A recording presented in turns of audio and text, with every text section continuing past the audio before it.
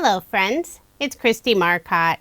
In today's video, I'll be making Christmas cards using Pretty Pink Posh's tree cover plate die.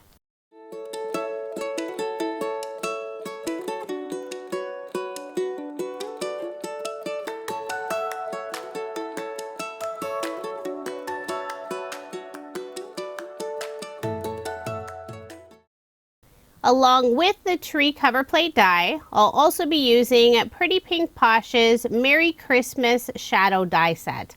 I'm using the word and also the outline. And they also have Merry Christmas available in the hot foil plates. But for this video, I'm using just the dies. The tree cover plate die is one of my favorites from Pretty Pink Posh's new Christmas release. I love all the fun stitch detail on each of the trees. When you use the die, you get a fun frame that has the faux stitching all along the outside, and it also adds that faux stitching around each of the tree cutouts. Using some white shimmer cardstock, I cut out 20 frames. And I know someone will ask, what did I do with all the white trees?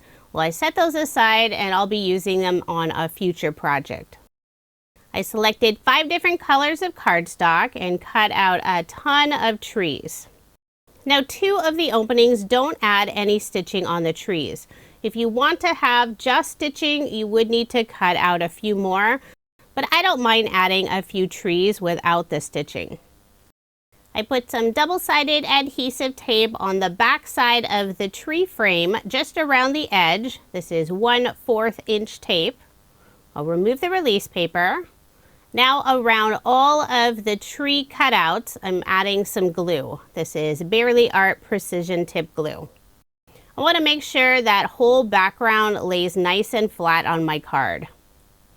The cover plate is A2 size, so all of my cards in this video are American Standard A2 size. Now I'll attach the card front onto a card base. And just to make sure all of those areas adhere nice and flat, I'm placing a large acrylic block on top for some added weight. I've already gone ahead and cut out all of the pieces I'll need for 20 cards.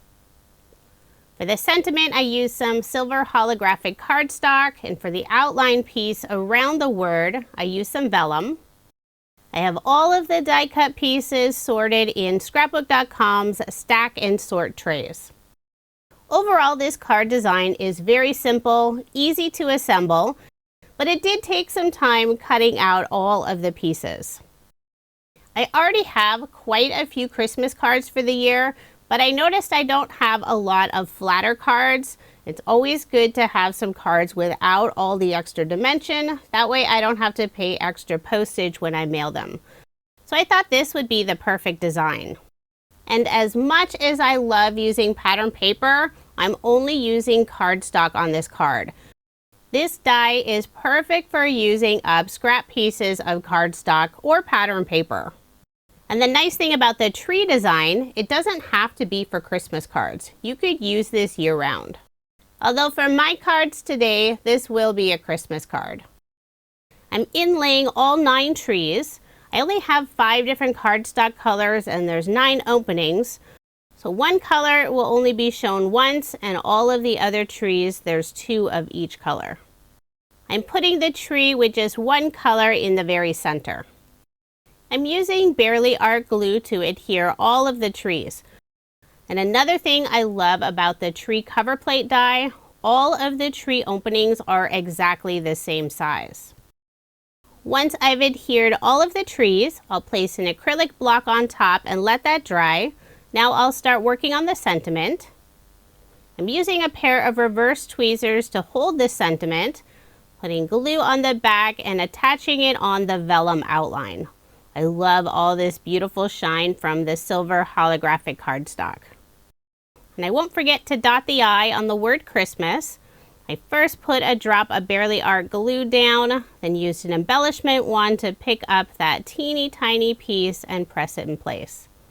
Now I'll attach Merry on the outline piece. I'll place an acrylic block on top for some added weight to let that glue dry. Before adhering the sentiment on the card, I want to add a little more shimmer to the background.